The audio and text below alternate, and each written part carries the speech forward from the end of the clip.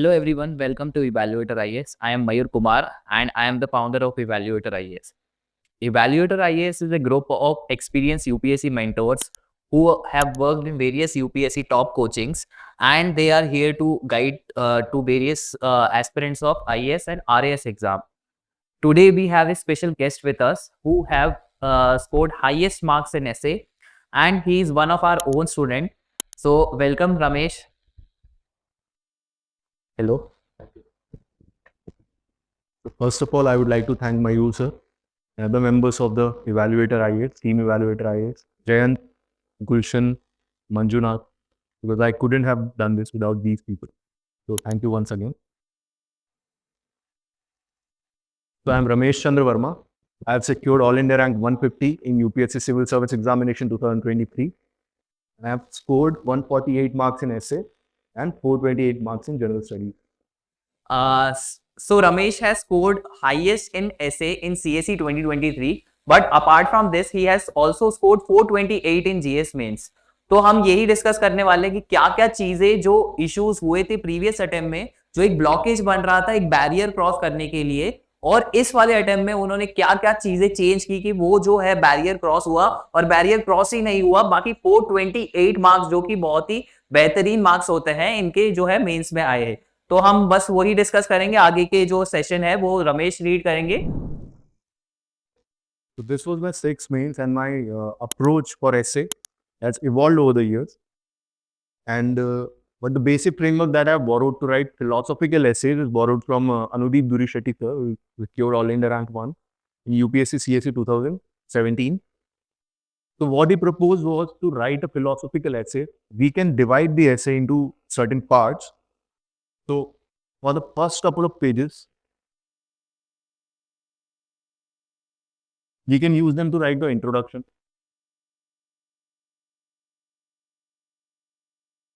For the next 4 pages, we can use them to elaborate or to describe the topic or the thesis of the essay.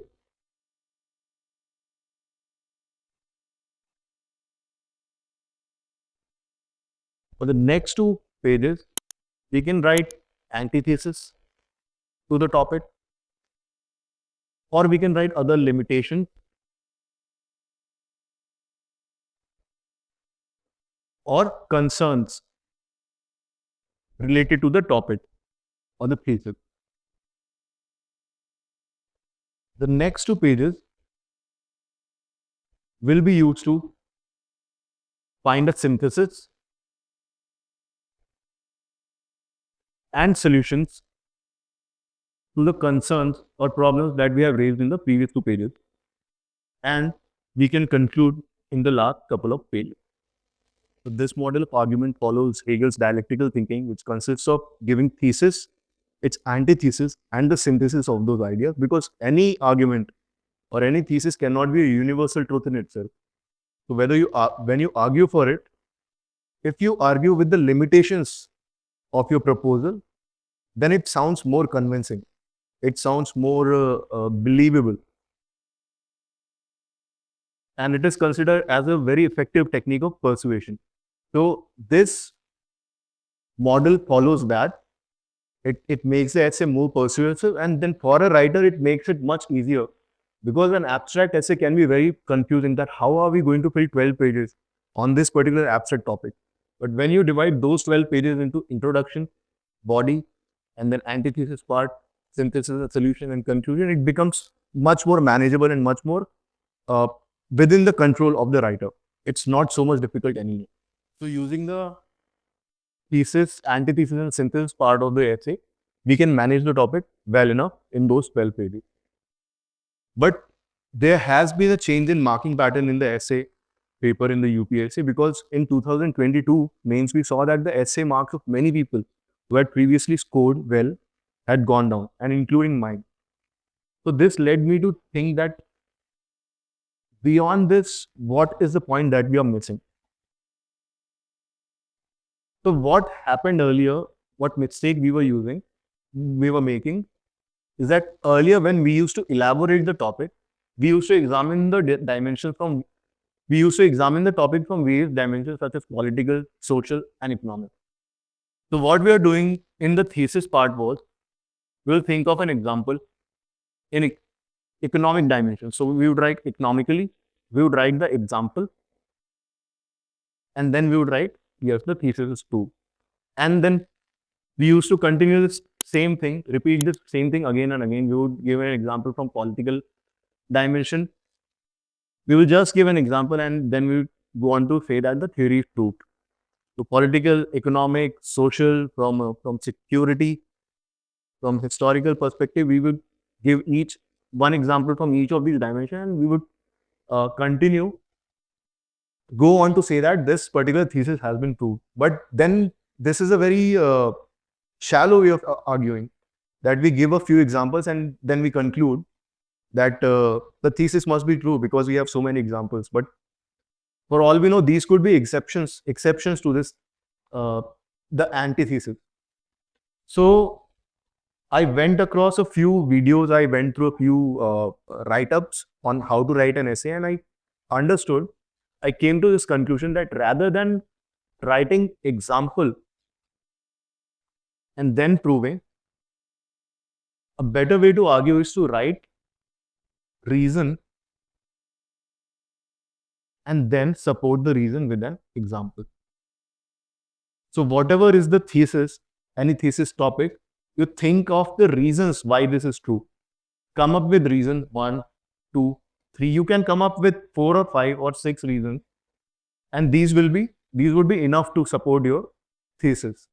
And this is what I did in this particular essay paper. And this is slight realignment from our previous ways. The structure of the essay remains the same and makes a lot of difference to how you're arguing. Another particular source of learning for me was to go through toppers' copies of last year's. So I went through copies of a lot of people, lot of successful candidates who had scored so well in the previous years. And the writing of each candidate, each student is very different from each other. So you will have to go through copies of many different candidates and to find your own suitable fit. So for me, copies of toppers like Kalpana Pandey ma'am were very helpful. Rahul Srivastava sir, Shruti Sharma ma'am, these lent me something which I could incorporate because these resonated with my own writing style. So just to give a few examples, when I went through these copies, I found that they were not only using rationale or reasoning or arguments to make across a point. They were also using some rhetorics, they were using phrases, some idioms, proverbs, everything that they could have used that made an emotional appeal in the essay. And I thought that these phrases, these idioms, etc., are so well known, but I was till then refraining from using them.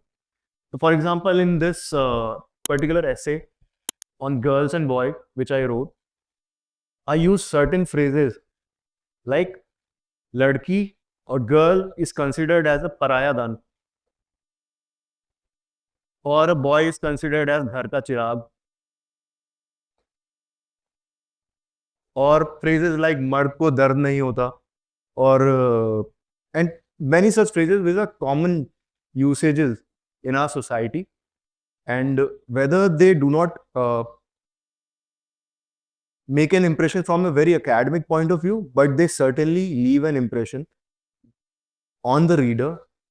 They make an emotional appeal and they convey that you actually heartily believe in this topic. And apart from the reason, using emotions in persuasion is very effective technique. So I suggest you to go through your toppers copies of previous years and see who aligns with your own style, whatever you can learn from each one of them, and then evolve your own style. So often students have asked that what should be the factor which we use for selecting our essay topic. So sometimes people believe that choosing a difficult topic is going to fetch them more marks. Choosing a more uncommon topic is going to fetch them more marks. But the factor which I have used in my essay writing is that whether I have sufficient knowledge about the topic. I have to have good knowledge about the topic. I need to have a belief in what I'm going to argue for. And preferably, if there is something unique which you can bring into it, such as something from your optional subject, something from your hobby, something which you have read or learned a long ago, or you have learned over a considerable period of time, on which something you can claim yourself to be expert, that topic should be your for the choosing. So in this particular exam, I chose topic 1 from section A and again topic 1 from section B, primarily because I agree with these topics and I have a knowledge over certain of these things. For example, thinking is a psychological or cognitive activity. And since my optional is psychology, I could bring a precise definition of what thinking is. And I know that there are different types of thinking like problem solving, decision making, judgment, and certain terms related to it such as heuristics, bias, and so on. So I thought that I could bring something from a point of expertise on this particular topic. And again, on the second one, a lot of a good around 25-30% of my essay was from gender psychology. So girls are weighed down by restrictions was borrowed from my what I had studied in gender psychology, from my standard books, from IGNOU materials, and I am sure that there are some points which I wrote which no one else would have written. So the difference in the quality of knowledge in these particular essays was a differentiating factor for me. So another frequently asked question is that how much time we should allocate for essay, how much time we should use for brainstorming, and how much we should be using for writing the essay. So as such, there is no fixed timeline or quantity which you should be using.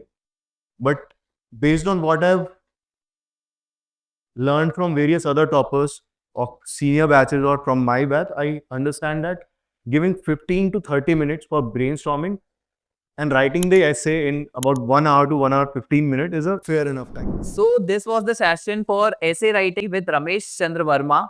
I'm very thankful and very honored that he took out time to introduce these strategies to you. On the ending note, we will thank Ramesh Chandra Verma to उन्होंने यहाँ time निकाला हमारे लिए और उन्होंने essay writing strategies जो है वो discuss किया. So thank you Ramesh for coming here and please be in touch with Evaluator IAS.